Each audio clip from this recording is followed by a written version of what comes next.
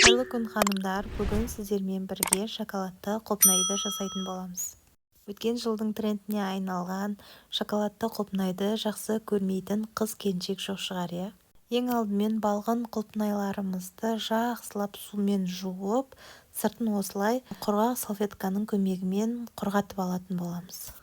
Бізге қажетті заттар осындай ағаш таяқшалар және екі түрлі шоколадтар. Мен калибаут деп аталатын шоколадты қолданамын. Шоколадтарымызды микроволновкада ерітіп аламыз. Үстіне бір ас қасықтан сұйық май құйып, жақсылап араластырып аламыз.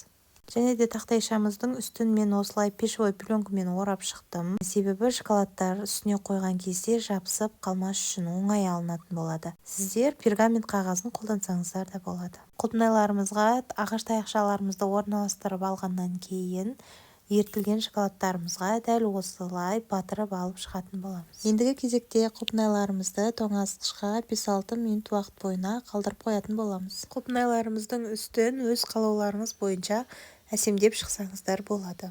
Және де ерітілген шоколадымыздың азғантай бөлігін осылай кондитерлік мешоктарға құйып, басын кішкентай етіп қайшымен қырқып, құлпынайларымыздың үстін дәл осылай әсемдеп алсаңыздар да болады.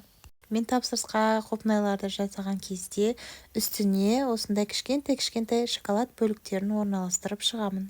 Ал мінекей ханымдар, шоколадты құлпынайымыз дайын. Жасалу жолы өте оңай, ең бастысы дәмі керемет болып шығады. Егер де менің видеом ұнаған болса, достарыңызбен бөлісіп, каналыма тіркеліп, лайк басып, комментарий жазуды ұмытпаңыздар.